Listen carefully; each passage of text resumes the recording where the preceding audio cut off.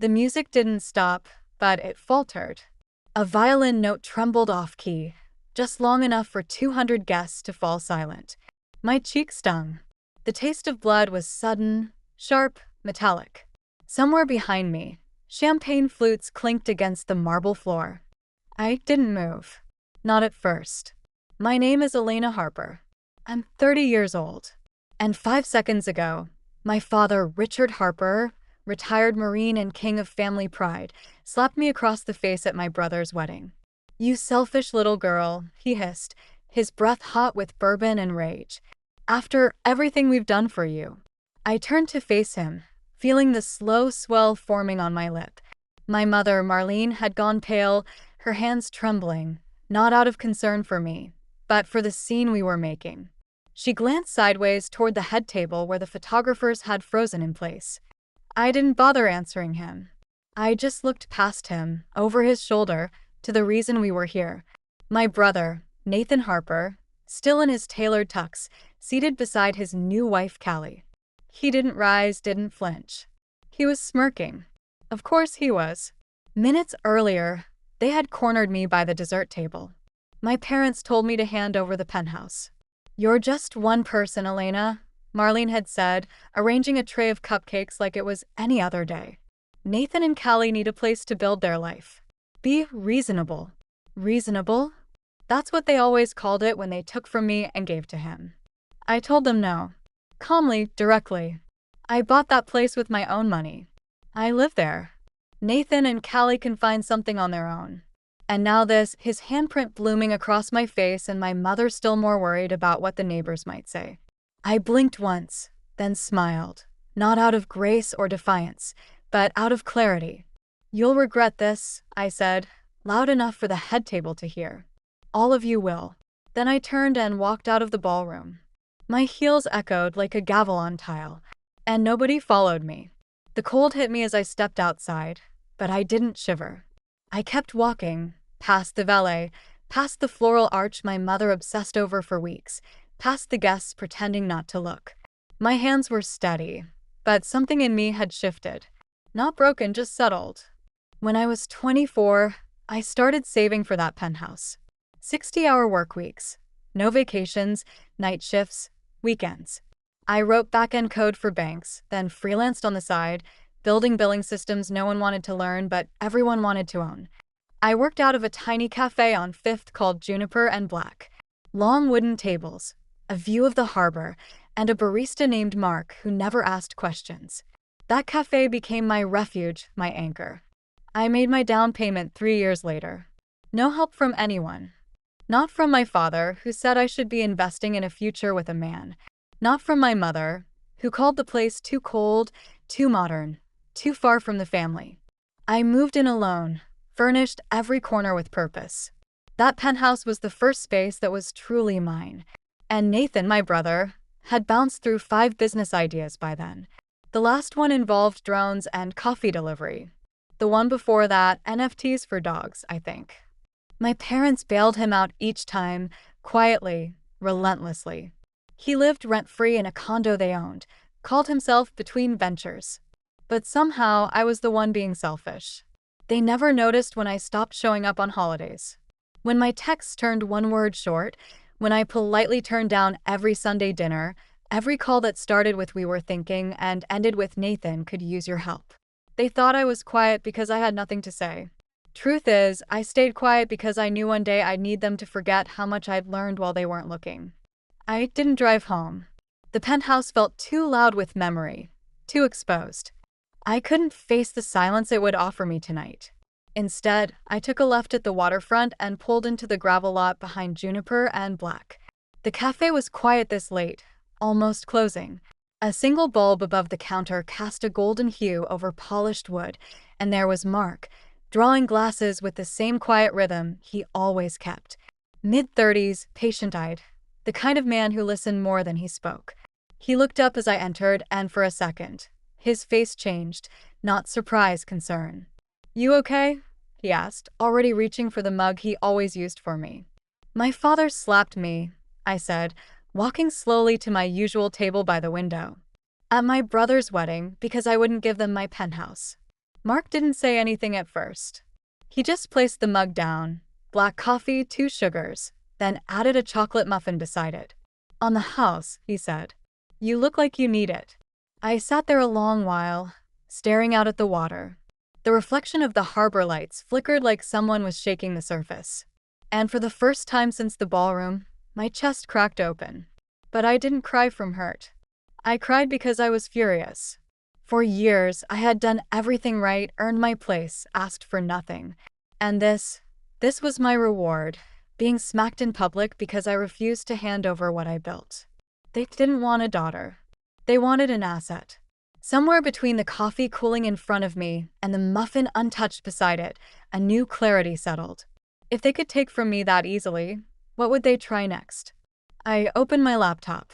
My hands didn't shake, and in the soft hum of the cafe, I began to plan. The next morning, the doorman called before I'd finished my coffee. "Miss Harper, your parents are here." They weren't announced. Of course they weren't.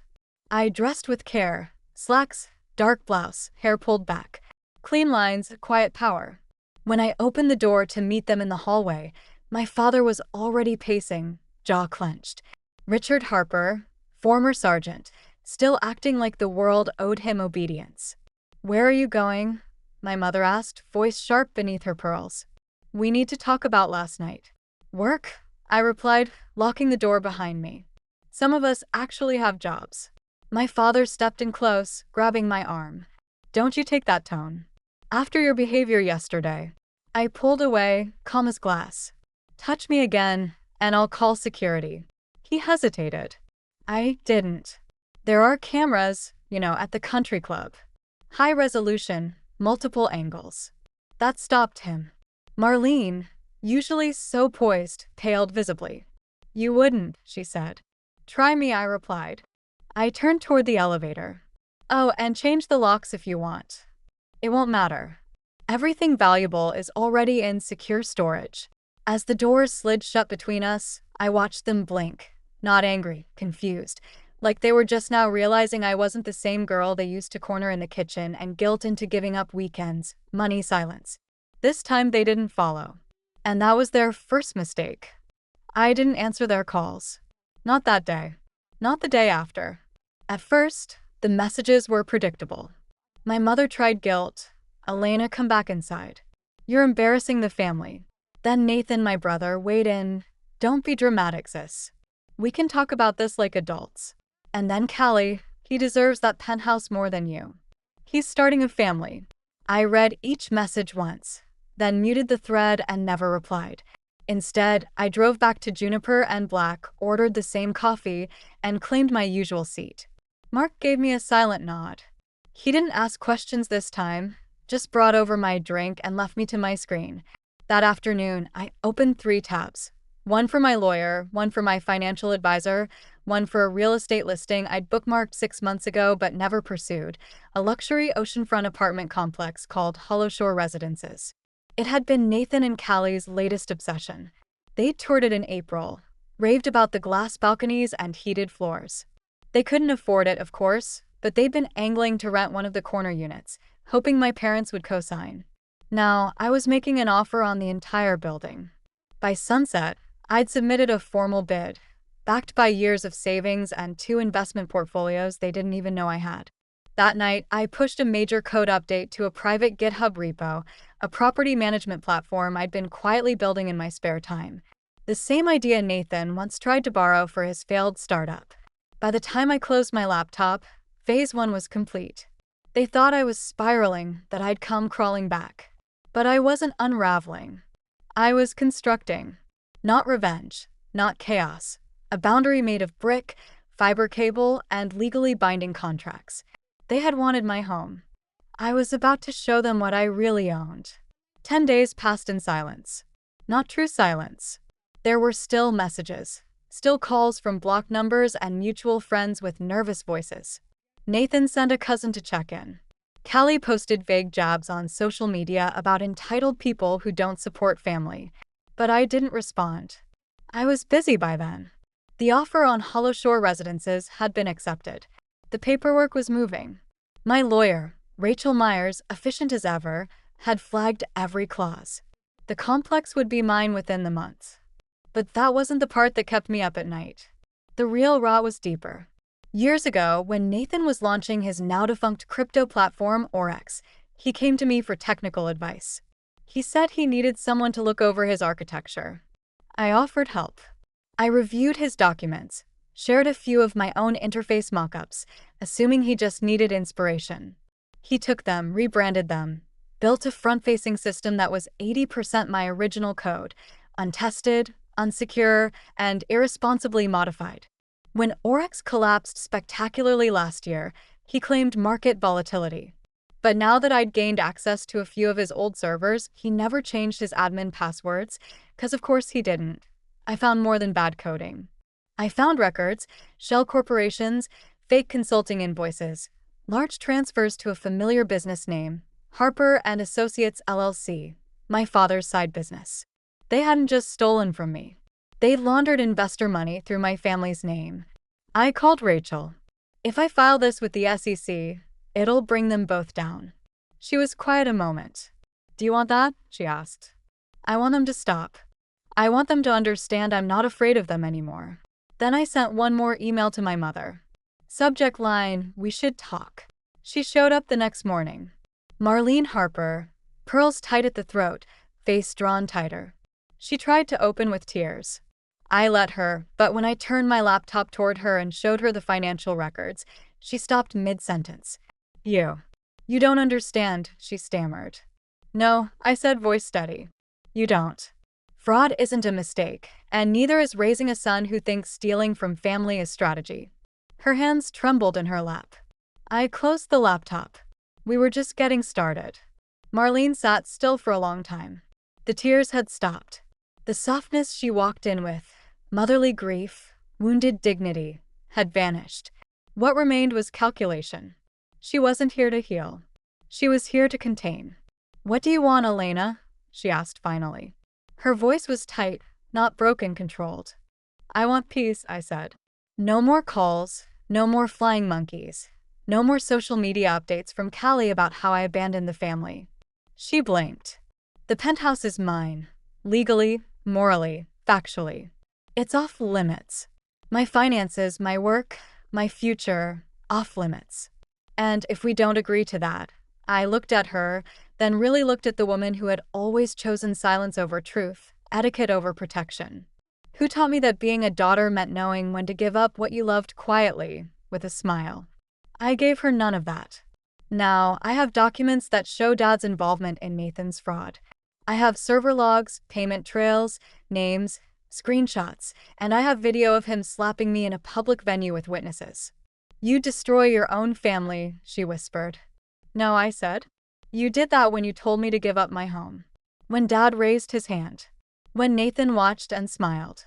Her face crumpled, just slightly, like something inside her had shifted, but not enough to reach her mouth. I closed the laptop gently. The sound echoed more than I expected. I'm not asking for anything unreasonable, I said, standing. Just distance, just silence. She didn't respond. She just rose, gathered her purse, and walked out. I stood by the window for a long time after, watched her disappear into a black sedan. No slammed doors, no shouted names. Only quiet, and for once, it belonged to me. 1 week passed, then 2. I didn't hear from Marlene. Richard didn't call. Nathan didn't post. But the silence wasn't peace. It was pressure building behind a dam. The first crack came in an email from my real estate agent. Subject: eviction notice processed. Unit 14C. Nathan and Callie had stopped paying rent. 2 months delinquent. Ignored notices. Blamed a miscommunication with the leasing office. What they didn't know, what no one in that building knew, was that I was the new owner. The name on their final notice was mine. I didn't gloat. I didn't interfere. I let the process unfold the way it was designed to. Quiet, legal, permanent. They moved out in silence. No Instagram photos. No long goodbye. Just one text from Nathan the night they left. Mom told me what you're doing. You can't prove anything. I stared at the message for a while, then attached a screenshot. Server logs bearing his full name, timestamped file access, account IDs. I sent it without a word. His reply came minutes later. What do you want? I answered in three. Distance. Total distance. No more demands. No more guilt trips disguised as family dinners. No more pretending we were something we hadn't been in years. He tried one last time. You've changed. I looked at the message, then wrote, no. I just stopped pretending. Then I silenced the thread and archived the conversation. That night, I walked out onto the penthouse balcony. The city lights were soft, almost kind. I thought of how many years I'd spent trying to be good, useful enough. Now I didn't need to be anything but free. They had tried to take my home and ended up losing their own. It was a Tuesday evening when the knock came. Not urgent, not angry, just hesitant. I checked the security camera. Richard Harper, standing alone in the hallway, shoulders squared like habit, but his hands kept adjusting his jacket like he didn't know what to do with them. I could have ignored it, but curiosity won. I opened the door but didn't. Step aside. He looked older than I remembered. His jaw wasn't set like usual. His eyes didn't scan the room like he owned it. 5 minutes, he said. That's all I'm asking. I said nothing, but I didn't close the door either. They're moving back in with us, he said finally. Nathan and Callie couldn't keep the apartment. I know, I replied voice flat. I own the building. He blinked, as if the sentence didn't compute. Then something behind his eyes gave way. You, he said quietly. But how? Because I'm good at what I do, Dad. I always was. You just never noticed. He looked down. The silence between us stretched. Not hostile. Not awkward. Just real. Your mother misses you. We all do. No, I said. You miss having someone to push around, someone to sacrifice for Nathan. That person doesn't live here anymore. He nodded slowly.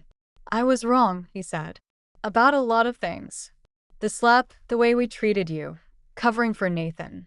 I've lost everything because of it. It was true. After I showed Marlene what I had, Richard had stepped down from his company's board. The whispers in his circles had started. His clean record, no longer clean. I didn't release anything, I said. The threat was enough. He looked up, then really looked. You haven't lost everything, I added. You still have your golden child. Isn't that what matters? He exhaled, shaky.